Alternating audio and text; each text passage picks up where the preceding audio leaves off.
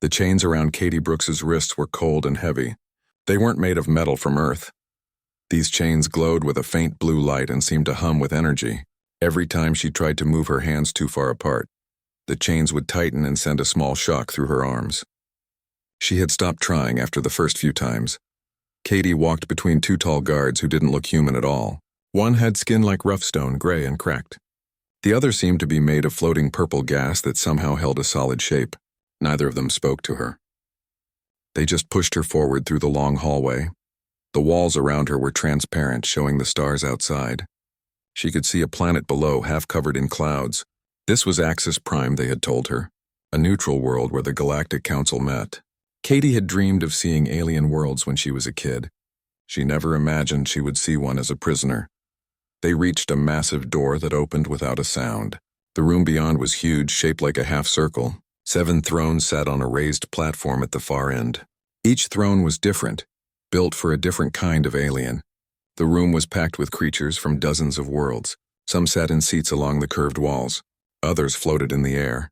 A few were just lights or sounds that Katie couldn't quite understand. The guards pushed her to the center of the room. A circle of light appeared on the floor around her. Katie stood there, her heart pounding.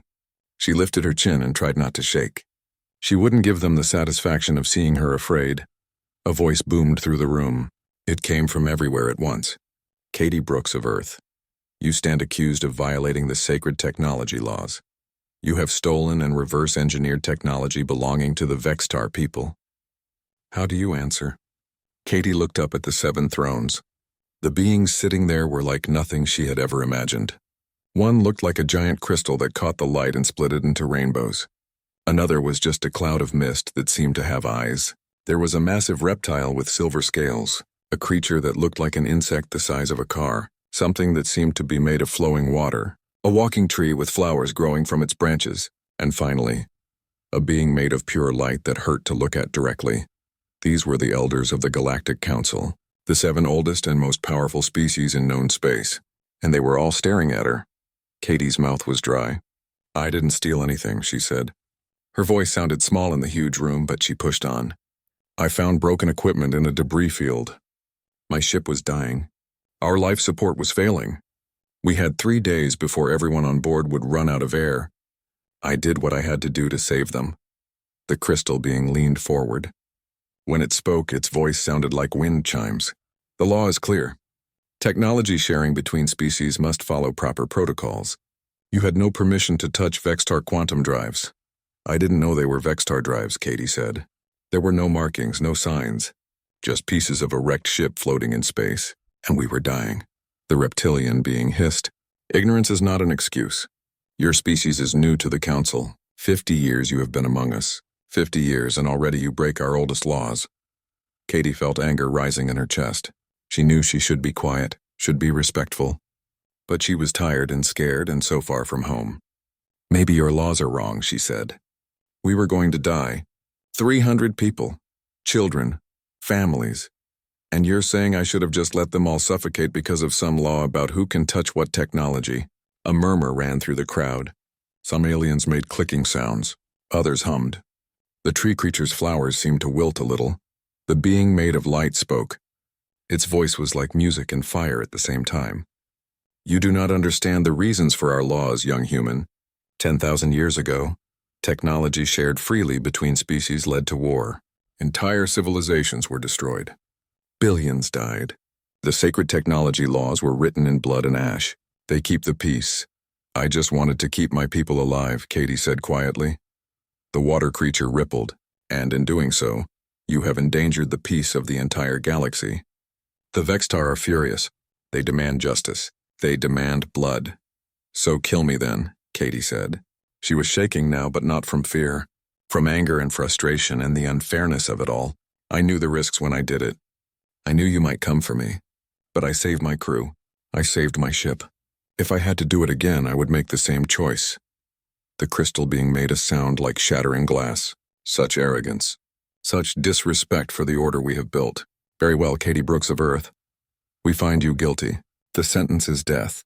Katie's knees almost gave out. She had known this might happen, but hearing it said out loud made it real. She was going to die here, so far from Earth. She would never see blue skies again, never feel rain, never hug another human being. The reptilian being continued, but not just any death. You will be given to the Drakthar. As is our custom for the most serious crimes, Katie didn't know what a Drakthar was, but from the way the aliens in the crowd reacted, it wasn't good. Some made sounds of approval. Others seemed to pull back in fear. Even the guards holding her arms shifted their grip. "What's a Drakthar?" Katie asked. The insect creature's mandibles clicked together. "An ancient beast, a creature of fire and death. For 10,000 years the Drakthar has served as our executioner. None who enter its domain survive. You will be fed to it, and your death will serve as a warning to others who might break our laws." From the crowd someone shouted. Katie turned her head and saw a familiar face. Alex Rivera, her commander from the Horizon's Edge. He was pushing through the crowd trying to reach her. "This is insane," Alex yelled. "She saved lives. She's a hero, not a criminal. You can't do this." More guards appeared. They grabbed Alex and started pulling him toward the exit. He fought them, still shouting, "Katie, don't give up. Earth won't abandon you. We'll find a way." But Katie knew better. Earth was a small voice in the council. Humanity had no real power here. She was alone. The light being raised what might have been a hand. Take her to the execution grounds. Let it be done at sunset tomorrow. Let all species witness what happens to those who defy the sacred technology laws. The guards yanked Katie's chains, pulling her toward a different door. She stumbled, caught herself, and walked with her head up. If she was going to die, she would die brave. That's what humans did. That's what Earth had taught her. As they led her away, Katie thought about her life. She had been an orphan, raised in the colony stations around Mars. She had worked 3 jobs to pay for engineering school. She had studied every night, driven by the dream of exploring the stars, and she had made it. She had gotten onto a colony ship heading for the edge of known space. The Horizon's Edge had been her home for 2 years. The crew was her family, and when that Vextar drive core had failed, when the air processors had started shutting down one by one, she had done what any good engineer would do. She had fixed the problem with whatever tools she had available. She had found the wreckage 3 days into the crisis, just floating debris from some old battle. But inside that debris was a quantum drive that still had power. It was technology she had never seen before, built on principles that Earth science didn't fully understand. But Katie had always been good at figuring things out. She had spent 50 hours straight working on that drive. No sleep, no food, just her and the equations and the desperate knowledge that her friends were running out of air. And she had done it. She had cracked the Vextar code. She had rebuilt the drive to work with their human systems. She had saved everyone. And now she was going to die for it. The guards took her to a small cell with a window looking out at the stars. They removed the glowing chains and locked her inside. Katie stood at the window for a long time, watching the stars move slowly past. Somewhere out there was Earth. Somewhere was home. She thought about sending a message, but what would she say? "Sorry, Mom, sorry, Dad, I'm dead because I saved people." They were already gone anyway, killed in the same accident that had made her an orphan. There was no one waiting for her back on Earth. The crew of the Horizon's Edge had been her only family. Katie hoped Alex would tell them what happened. Hoped they would understand. Hoped they would remember her as someone who tried to do the right thing, even when it was hard. The sun was setting on the planet below. Katie watched the light fade and turn the clouds orange and red. It was beautiful. Tomorrow she would watch the sun set one last time, and then she would meet this Drakthar creature. This ancient beast that had killed for 10,000 years. Katie sat down on the hard bench in her cell. She was scared. She wouldn't pretend she wasn't. But she was also angry. Angry at the Council for their rigid laws. Angry at a universe that would punish someone for saving lives. Angry that she would die alone on an alien world. But most of all, she was tired. So very tired. Katie lay down and closed her eyes. Tomorrow would come soon enough. Tonight she would rest and remember Earth. Remember what it meant to be human. Remember that sometimes breaking the rules was the right thing to do. Outside her window the stars shone on. Indifferent. Eternal. Cold. The transport ship was silent except for the hum of its engines. Katie sat between 4 guards again, these ones different from before. They wore black armor that seemed to absorb light. None of them looked at her. None of them spoke. Through the window, Katie could see they were descending toward the dark side of Axis Prime. The land below looked dead. Black rock and flowing red rivers that could only be lava. Mountains rose like jagged teeth against the starlight, and in the center of it all was a massive structure carved into the largest mountain. It looked ancient. The stone was weathered and cracked. Huge pillars held up an entrance big enough to fly a ship through. Strange symbols covered every surface, worn down by time but still visible. Katie wondered how many people had died here. How many had walked through that entrance and never come out? The ship landed on a platform of black stone. The heat hit Katie the moment the door opened. It was like standing in front of an oven. The air shimmered and smelled of sulfur. She could hear the rumble of volcanic activity somewhere below. The guards pulled her out and marched her toward the entrance. Other ships were landing around them. Katie saw crowds of aliens gathering. They were here to watch. To witness her execution, some pointed at her with appendages she couldn't name. Others made sounds that might have been excitement or approval. Great, Katie thought. I'm entertainment. A figure waited at the entrance. It was reptilian, like the council member she had seen before, but smaller. It wore robes of deep red with gold trim. When it saw Katie, it smiled, showing rows of sharp teeth. "Welcome, human," it said. Its voice was a hiss that somehow formed words. "I am Cesareth, ceremony master of the execution grounds. I will oversee your passing." "How kind of you," Katie said. She couldn't help the sarcasm. Cesareth's eyes narrowed. "You show spirit, good. The Drakthar appreciates prey with fight in them. It makes the end more satisfying." He turned and gestured for them to follow. They walked through the entrance into a massive tunnel carved from volcanic rock. Torches lined the walls, burning with flames that were green instead of orange. The light made everything look sick and wrong. "Tell me," Katie said as they walked. "This Drakthar, what is it exactly?" Sareth glanced back at her. "It is death. It is justice. It is the oldest living thing in council space. No one knows exactly how old. Some say it was here before the council itself, before any of us reached for the stars. And it just kills people for you? It executes criminals," Sareth corrected. "For 10,000 years it has served this purpose. No one who has entered the arena has survived, not one, not in all that time." They reached a large chamber where other aliens were gathering. Katie saw viewing platforms built into the walls, rising up in tiers like an ancient amphitheater. The aliens were taking their seats, settling in for the show. Some held recording devices. Others were eating something that looked like food. It was surreal. Sareth led Katie to a small room off to the side. "You must prepare," he said. "Remove your clothing. You will be given execution garments." Katie felt her face flush. "I'm not stripping for you," Sareth sighed. "Your clothing contains technology. Fabrics, fasteners, even the dyes. All technology must be removed before entering the arena. It is the law. You may keep simple cloth to cover yourself, but nothing more." 2 female guards entered, these ones looking almost human except for their blue skin. They helped Katie change, not unkindly. The clothes they gave her were rough fabric like burlap. A simple shirt and pants, nothing else. They took her boots and gave her soft slippers that wouldn't last long on rough ground. When she was ready, Sareth returned. "One last thing," he said. He held up a small device. "This will translate what the Drakthar says if it chooses to speak. Though it rarely does. It will be implanted behind your ear." "It can talk?" Katie asked. "It can. It simply chooses not to. Now hold still." The device stung going in, like a bee sting that faded quickly. Sareth stepped back and nodded. "You are ready. Do you have any last words? Any message you wish recorded?" Katie thought about it. "Tell Alex Rivera, commander of the Horizon's Edge, that I'm sorry. Tell my crew I tried. Tell Earth that we humans don't give up even at the end." Sareth nodded slowly. "Brave words. They will be recorded. Come now.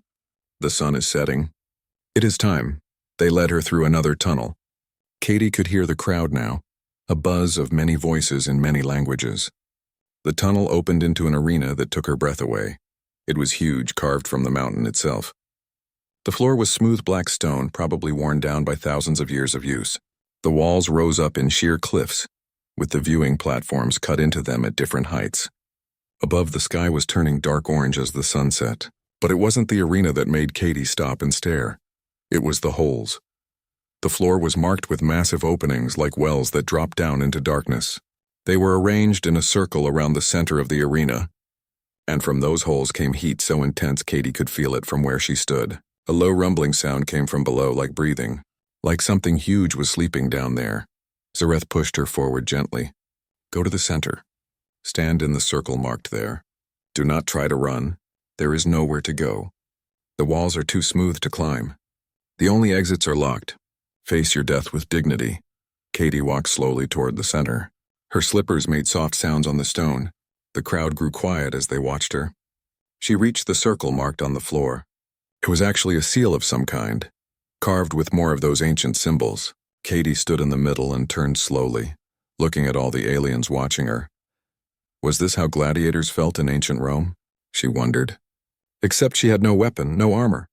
No chance. Zareth's voice boomed out, magically amplified somehow. Witness now the justice of the council. This human Katie Brooks of Earth has violated the sacred technology laws. She has stolen and corrupted ancient knowledge. For this crime she is given to the Drakthar. Let none say the council is not just. Let none forget the price of breaking our laws. The crowd responded with various sounds, cheers, hisses, clicks, roars. They were excited. Zareth raised his arms. Awaken the beast. Let justice be done. A deep gong sounded so low Katie felt it in her chest. Then another. And another. 3 times the gong rang out. And then the rumbling from below grew louder. The ground shook. Katie stumbled but kept her feet. Cracks appeared in the stone around the holes. Red light spilled out from below, the light of lava and fire. The temperature shot up until Katie was sweating instantly. The rumbling became a roar, and then it emerged. From the largest hole in the center, rising up like a nightmare made real, came the Drakthar. It was massive, 40 feet long at least, maybe more. Its body was covered in scales that looked like black diamonds, each one catching the light and throwing back rainbow colors. 4 legs ending in claws the size of Katie's entire body. Wings folded against its back, each one big enough to cover a house. A long tail that moved like a snake. And a head that was all teeth and horns and eyes, those eyes. They glowed with a deep red light like coals in a fire. They were intelligent. Katie could see thought there. This wasn't just an animal. This was something old and aware and powerful beyond anything she had imagined. The Drakthar pulled itself fully out of the hole and stood there, filling the arena. It was beautiful and terrifying at the same time. Steam rose from its scales. When it breathed, smoke came from its nostrils. The crowd went wild. They were cheering and stamping and making so much noise Katie could barely think. But she couldn't look away from the creature, from the dragon, because that's what it was, she realized. A real dragon, like from the old stories back on Earth, like from fairy tales and legends, except this one was real and it was going to kill her. The Drakthar turned its massive head toward her. Those glowing eyes fixed on Katie. It took a step forward. Then another. Each footstep shook the ground. It moved slowly, deliberately, like it had all the time in the world. Katie wanted to run. Every instinct screamed at her to move, to hide, to do something. But there was nowhere to go. And something in her, something stubborn and human, refused to die running away. If this was the end, she would face it standing up. The dragon came closer. 20 feet away, 15, 10. Katie could feel the heat radiating from its body, could smell something like burning metal, could see scars on its scales, old marks that looked like they had healed long ago. 5 feet away. The dragon lowered its head until one huge eye was level with Katie's face. She could see herself reflected in that eye. Small, fragile, human. The dragon opened its mouth slightly. Katie saw teeth like swords. She closed her eyes and waited for the end, but it didn't come. Instead, something touched her mind. A presence vast and ancient pressing against her thoughts. Katie's eyes snapped open. The dragon was staring at her, not moving. And in her head, in a voice like thunder and whispers combined, it spoke. You are not afraid. Katie's mouth fell open. The dragon had spoken. Not out loud, but directly in her mind. The translation device must be working, but this was telepathy or something close to it. I'm terrified, Katie said out loud. Her voice shook. Yet you stand, the voice said. You do not beg.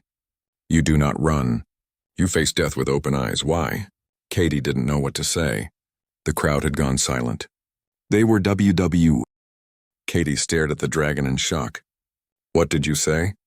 The dragon's eyes flickered with something that might have been pain. Its voice filled her mind again. They did not tell you the truth. They never do. I am Kervath. I have been their captive for 12,000 years. But you're their executioner, Katie said. She was aware of the crowd watching, of Sereth on his platform looking impatient. Why wasn't the dragon attacking her? You've killed for them for 10,000 years. I have, Kervath said, and there was such sorrow in that mental voice that Katie felt it like a physical weight. But not by choice. Never by choice. The dragon moved suddenly, turning its body so that Katie could see its neck. There, half hidden by the black scales, was a band of some strange metal. It glowed faintly with the same blue light as the chains Katie had worn. As she watched, the band pulsed and Kervath flinched. They put this on me long ago, the dragon said. It causes pain when I disobey. Pain beyond what you can imagine. Every person they send into this arena, I must kill or suffer. I have endured it for thousands of years. Katie felt sick. That's horrible. It is slavery, Kervath said simply. My kind once flew free among the stars. We shared our technology with all who asked. We were peacekeepers, not warriors. And the Council's ancestors feared us for it. They killed most of my people and enslaved me to use as a weapon. A warning, a symbol of their power. Why are you telling me this? Katie asked. She could hear murmuring from the crowd now. They were confused. The dragon was supposed to kill her, not talk to her. Because you are an engineer, Kervath said. I can sense it. I can feel the way your mind works, how you see patterns and systems. And because you have worked with Vextar quantum drives. Katie's eyes widened. How did you know that? Because they are not Vextar drives, Kervath said. A sound came from its throat that might have been bitter laughter. They are ours. They were ours first. The Vextar stole them from my people thousands of years ago, then claimed them as their own. The Council knows this. They created the sacred technology laws to hide it, to keep anyone from discovering that all their ancient technology came from the race they enslaved. The pieces started clicking together in Katie's mind. The quantum equations she had solved, they had felt different from human science. More organic somehow, more alive. She had thought it was just alien logic. But if they came from beings like Kervath, from creatures that could speak mind to mind and breathe fire. You need my help, Katie said. It wasn't a question. I need your hands, Kervath said. I need your knowledge. This collar is based on my own people's technology, but twisted and corrupted. I cannot remove it myself. My claws are too large, my understanding too personal. I need someone who can see it fresh. Someone clever enough to solve problems. Someone desperate enough to try the impossible. And if I say no, Katie asked. If I refuse? Kervath's eyes glowed brighter. Then I will be forced to kill you. The collar will make me, and I will add your death to the thousands that haunt me, and I will continue in slavery until I die or until the universe ends. Katie looked up at the viewing platforms. She could see Sereth gesturing to the other council officials. They looked worried. This was taking too long. The dragon was supposed to attack already. How long do we have? Katie asked. Minutes, Kervath said. Already they prepare to activate the collar's pain function. They will force me to kill you if this continues. Katie's mind raced. This was insane. She was supposed to die here. But if what Kervath said was true, if she could free him somehow, then maybe she could survive. Maybe she could expose the Council's lies. Maybe she could save not just herself, but an entire species. It was a long shot. A desperate, impossible long shot. But Katie Brooks had always been good at those. Show me, she said. Show me the collar up close. Kervath lowered his massive head. Katie reached out with shaking hands and touched the scales of his neck. They were warm, almost hot, and smooth like glass. She pushed them aside and looked at the collar. It was about 6 inches wide, made of some metal she didn't recognize. Symbols covered its surface, similar to the ones carved in the arena floor. But these glowed with that blue energy, pulsing in a rhythm like a heartbeat. Katie could see where it joined at the back of the neck, seamless and perfect. It's beautiful, she whispered. And it was, in a terrible way. The engineering was beyond anything she had ever seen. But she could see the logic of it. Energy flowed in patterns through the symbols. If she could disrupt those patterns, a loud gong sounded. Kervath's whole body went rigid. Katie stumbled back as the dragon let out a roar of pain. The collar flashed bright blue. They activate it. Kervath's voice came through the pain in Katie's mind. I cannot resist much longer. Either help me now or run. Katie didn't run. She grabbed hold of the collar with both hands. The metal was burning hot now, but she held on. "I need you to trust me," she said, "and I need you to do exactly what I say." "Anything," Kervath gasped. Katie closed her eyes and thought. The collar used energy, probably quantum energy based on the same principles as the drives she had fixed. It created pain by disrupting Kervath's own bioelectric field, but living things had their own energy signatures. If she could get Kervath to generate a counter-frequency— "Breathe fire," Katie said. "Not out at the arena. Into yourself. Down your own throat." "Can you do that?" "That would burn me from the inside," Kervath said. "Your species can breathe fire. You must have resistance to it. I need you to create as much heat as possible inside your body. The bioelectric feedback should create a surge. I'm going to try to direct that surge into the collar. If I'm right, it will overload one of the control circuits. If you are wrong, then we both die," Katie said honestly. "Your choice." Kervath made a sound that might have been agreement or might have been resignation. The dragon pulled its head back, opened its jaws, and breathed. But instead of directing the flame outward, it closed its mouth and swallowed the fire. Katie felt the temperature around them spike. Heat radiated from Kervath's body in waves. The dragon's scales began to glow red. She could feel the energy building, see the patterns in the collar starting to fluctuate. She pressed her hands flat against the metal, ignoring the burning pain. "Now," she shouted. "Push the energy up. Through your neck. Channel it like blood flow." Kervath did something Katie couldn't see, but she felt it. A surge of power flowed up through the dragon's body. It hit the collar like a wave hitting a wall. The blue glow flickered. The symbol sparked. Katie pushed harder, trying to direct the energy into one specific point she had identified. The pain in her hands was incredible. She smelled burning flesh and realized it was hers. But she didn't let go. She couldn't. This was their only chance. The collar flashed once, twice, 3 times. Each flash was brighter than the last. Kervath was roaring in pain and Katie was screaming, but neither of them stopped. The energy built, and then something snapped. One of the symbols on the collar went dark. Just one, but the effect was immediate. The blue glow dimmed by half. Kervath's roar changed from pain to relief. Katie fell backward, landing hard on the stone. Her hands were burned, the skin red and blistered. But she was alive. And Kervath was standing over her, the collar still in place but clearly damaged. "You did it." Kervath's voice was full of wonder. "You actually did it." I can think clearly for the first time in millennia. The pain is still there, but distant, muted. The crowd erupted, but not in celebration. In confusion and anger, Sareth was shouting orders. Guards were pouring into the arena from every exit, and Katie could see weapons being aimed at both her and Kervath. "We need to get out of here," Katie said, struggling to her feet. Her hands screamed in protest, but she ignored them. "They will not let us leave," Kervath said. But there was something new in his voice, something that hadn't been there before. Hope. "But I will not go back to slavery. I will not kill for them ever again." The dragon spread his wings. They were enormous, spanning the entire width of the arena. The membrane between the bones glowed in the dying sunlight. "Can you fly?" Katie asked. "I have not flown in 12,000 years, Kervath said. "But I will remember. Or die trying. Get on my back." Katie didn't hesitate. She ran to Kervath's side and climbed up his leg, grabbing onto the scales. They were still hot from the internal fire, but she managed to pull herself up onto his back. She found a spot between his shoulder blades where the scales formed natural ridges she could hold on to. The guards were getting closer. Katie could see them raising weapons that glowed with energy. Sareth was screaming orders. The council members on their viewing platforms were standing up, clearly alarmed. "Now would be good," Katie shouted. Kervath crouched down and then launched himself upward with power that shocked Katie. The dragon's wings beat once, twice, 3 times. They were rising. The guards fired their weapons, but Kervath was already out of range. Higher and higher they climbed toward the darkening sky. Katie looked down and saw the arena shrinking below them. She saw the crowd of aliens scattering. She saw the ancient execution grounds that had claimed so many lives, and she saw it all falling away as Kervath carried her up into the sky. The collar was still on the dragon's neck.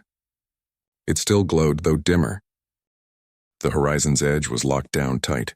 Alex Rivera paced in the cargo bay like a caged animal.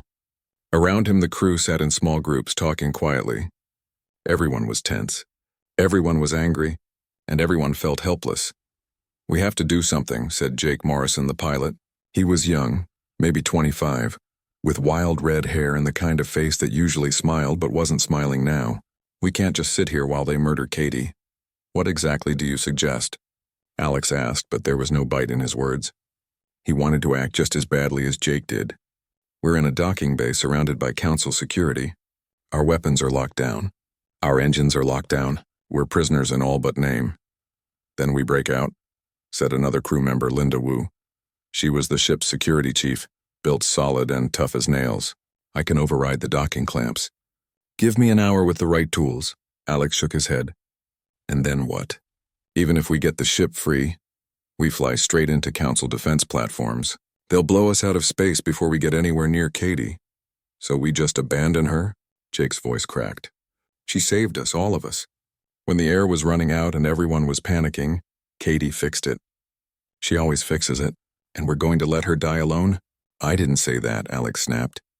Then he took a breath and softened his tone. "I'm sorry. I'm just trying to think of a plan that doesn't get us all killed." Before anyone could respond, alarms started blaring throughout the docking bay. Red lights flashed. The automated voice that announced everything in this station spoke in a language Alex didn't understand, but the urgency was clear. "What's happening?" Linda asked. She moved to the window that looked out over the docking area. "The security guards are running somewhere. All of them. They just left our ship completely unguarded." Jake was at the ship's communication console in seconds. His fingers flew over the controls as he tried to access the station's public feeds. "I'm picking up emergency broadcasts. Something about the execution grounds. About an escape." "Oh my God, what?" Alex rushed over. "What is it?" Jake turned the screen so everyone could see. It showed shaky footage from someone's recording device. The arena. The crowd. And in the center, a massive black dragon with wings spread wide. On its back, barely visible, was a small human figure. "That's Katie," Alex whispered. "She's alive, and she's riding that thing." They watched in stunned silence as the dragon launched itself into the air. Energy blasts from guards' weapons streaked past it but missed. The dragon climbed higher and higher until it disappeared into the sky. "She did it," Jake said, and then he started laughing. "She actually did it. She survived the Drakthar. She's riding it. This is insane." Alex felt a surge of hope he hadn't felt in days. Katie was alive. She had found a way out, just like she always did.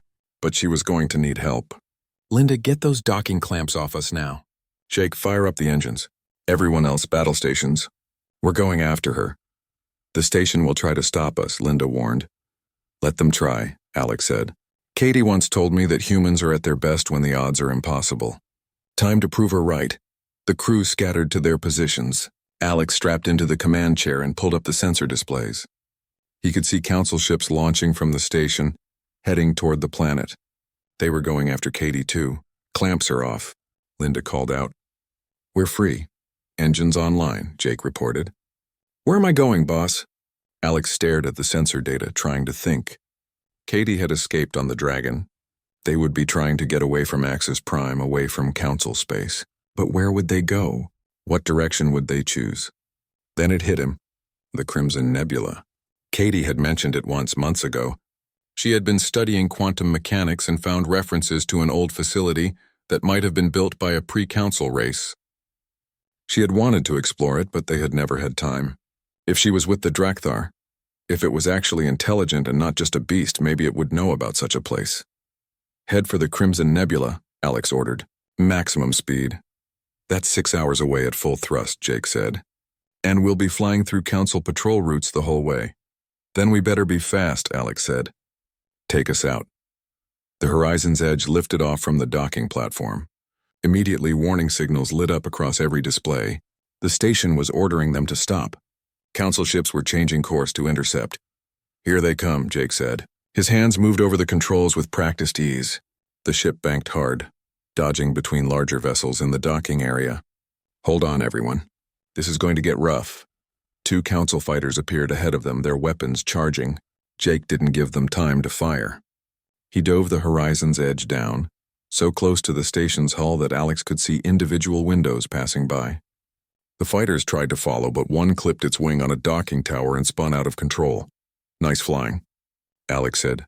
Haven't even warmed up yet, Jake replied with a grin. They broke free of the station and accelerated toward open space. More council ships were in pursuit, but the Horizon's Edge was built for deep space exploration. It was fast and tough. They pulled ahead, putting distance between themselves and their pursuers. Multiple ships still on our tail, Linda reported from the weapons station. 6 fighters and 2 cruisers. They're not giving up. Can we outrun them? Alex asked. Not all of them, Jake said. The fighters are keeping pace. The cruisers are falling behind. Alex made a decision. Then we fight. Linda, target the closest fighter. Fire when ready. With pleasure, Linda said. The ship's defensive weapons, the ones the Council had supposedly locked down, came online. Linda had clearly been working on that override even before the emergency. Energy beams lanced out from the Horizon's Edge, catching one of the pursuing fighters. Its shields flared and failed. The fighter broke off, damaged. 5 left, Linda said. But they're returning fire. The ship shook as energy blast hit their shields. Warning lights flashed. Shields at 70%, Jake called out. We can't take much of this. Alex watched the tactical display, thinking fast. They couldn't win a straight fight against 5 fighters. They needed an advantage. Jake, take us into that debris field ahead. The one from the old battle. That field is full of wreckage and radiation, Jake protested. It's dangerous. For them too, Alex said. Do it.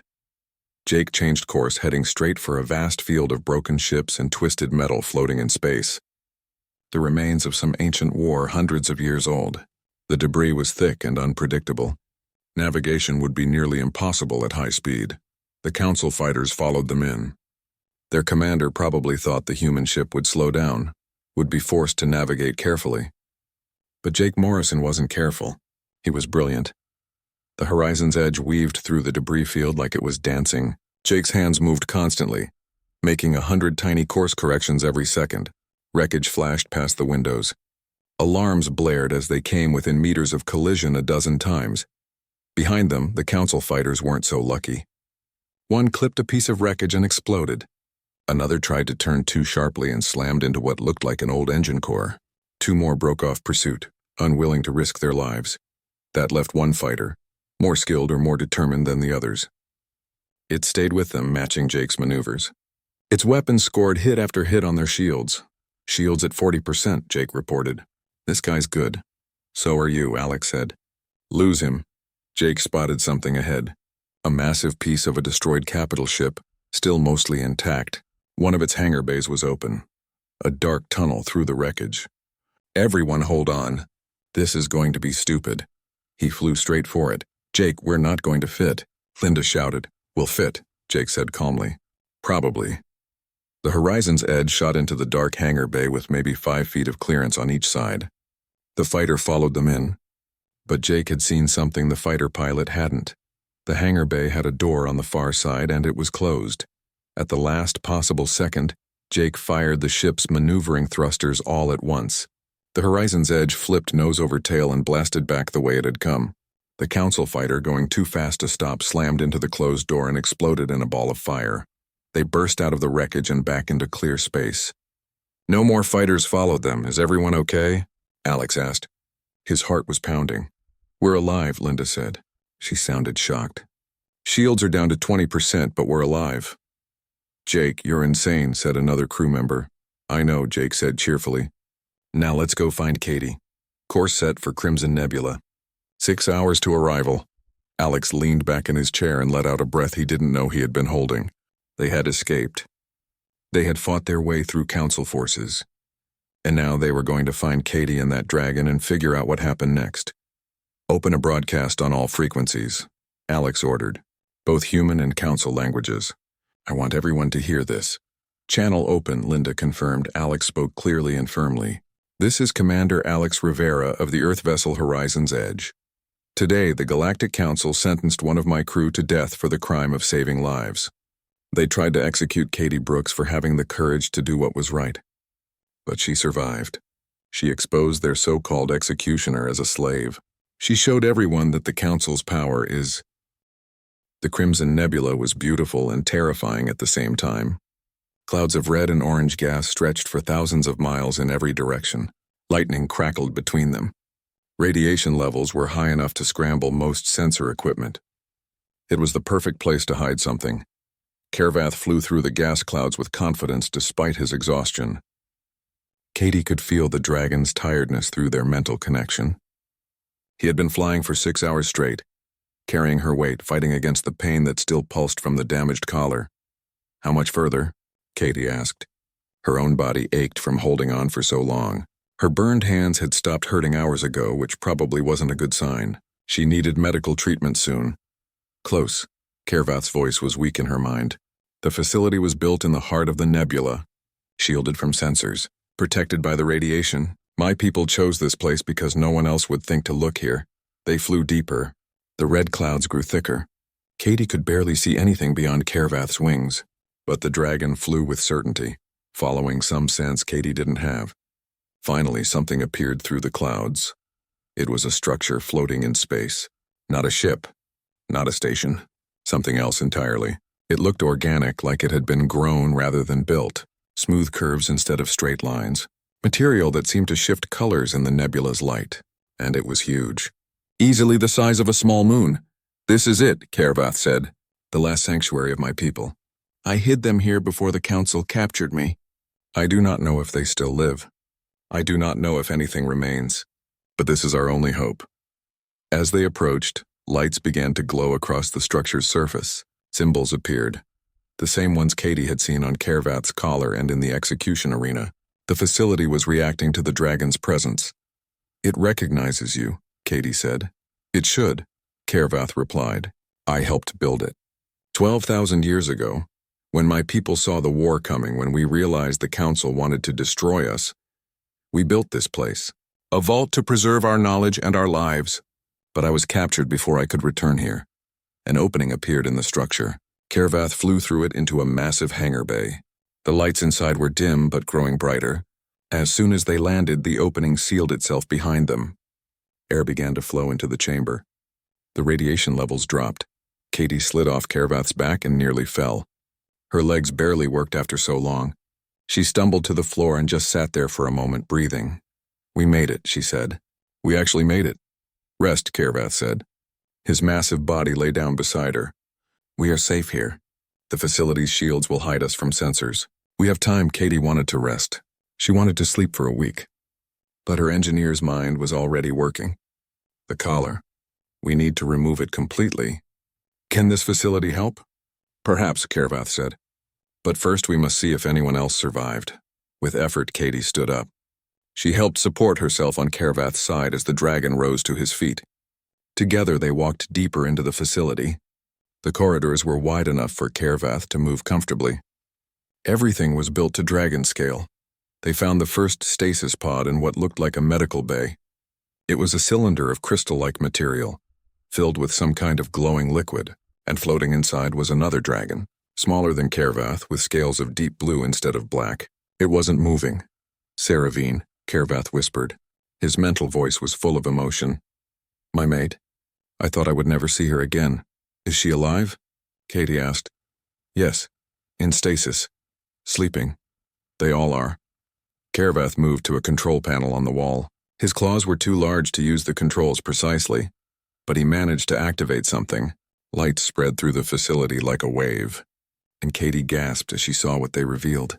Pods, hundreds of them, maybe thousands, each one holding a dragon in stasis. They filled chamber after chamber, stretching as far as Katie could see. An entire species frozen in time. They waited for you, Katie said softly. All these years. They waited for you to come back. And I never did, Kervath said. His pain was evident. I failed them. You survived, Katie said firmly. You endured slavery for 12,000 years and you never broke. That's not failure. That's strength. And now we're here. We can wake them. We can free them. Kervath turned his glowing eyes toward her. And the collar? If we wake them while I am still bound, I could be forced to harm them. The council will be looking for us. They will not give up. Katie looked at the control panels around the medical bay. The technology was beyond anything Earth had developed, but she could see patterns, logic, purpose. Then let's get that collar off you. Show me where the engineering stations are. They found the engineering section 2 levels down. It was full of equipment Katie didn't recognize but could understand on an instinctive level. tools that worked with quantum fields, displays showing energy patterns, and something that looked like a medical scanner built for dragons. Lie down, Katie told Kervath. Let me scan that collar properly. The dragon obeyed. Katie activated the scanner and examined the collar from every angle. The more she looked, the angrier she became. The device was a masterpiece of cruelty. It didn't just cause pain, it suppressed Kervath's own abilities. His fire breath was limited.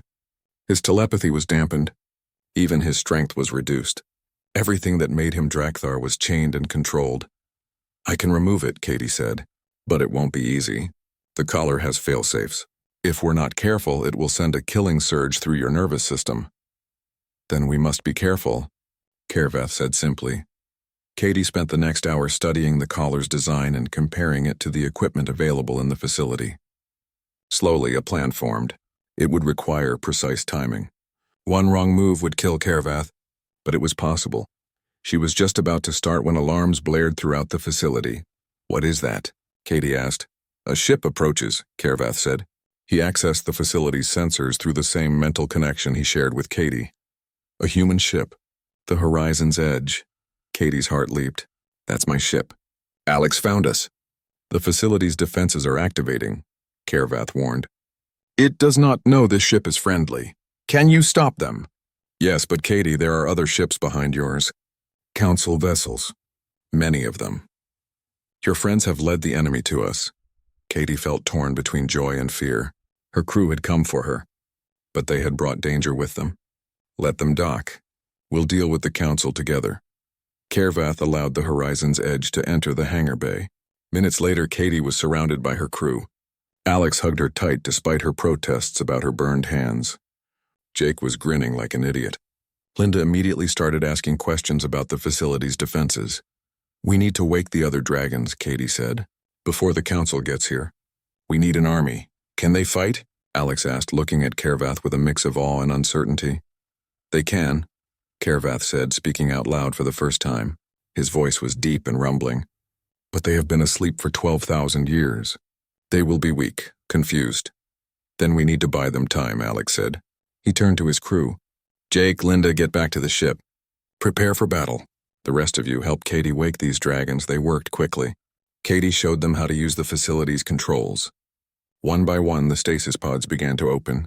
Dragons emerged, gasping and disoriented. Kervath spoke to them in their own language, mental voices too complex for Katie to follow. But she saw recognition in their eyes, relief, hope. Saravine was among the first to wake. The blue dragon was smaller than Kervath, but graceful and fierce. She and Kervath pressed their heads together in a gesture that needed no translation. They had been apart for 12,000 years. Now they were reunited, but there was no time for celebration. The council fleet was almost here. We need to finish this, Katie said to Kervath. The collar. We can't go into battle with you still bound. They worked together, Katie and Saravine.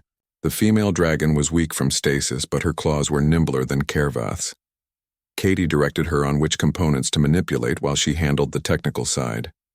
The collar fought them every step of the way, sending shocks through Kervath's body, but the dragon endured in silence. Finally, with a sound like breaking glass, the collar split open. It fell from Kervath's neck and clattered to the floor. The blue glow faded and died. Kervath roared. It was a sound of pure joy and freedom that shook the entire facility. His scales brightened. His eyes blazed. Power radiated from him in waves. This was what a Drakthar was meant to be. Not a slave, not a weapon, but a force of nature.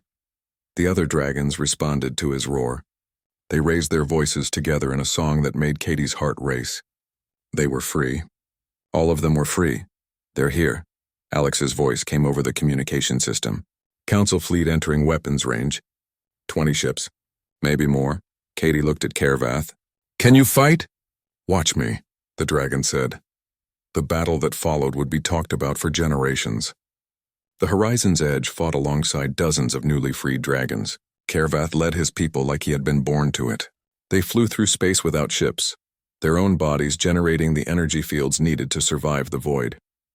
They breathed fire that could melt a ship's hull. They moved with speed and grace,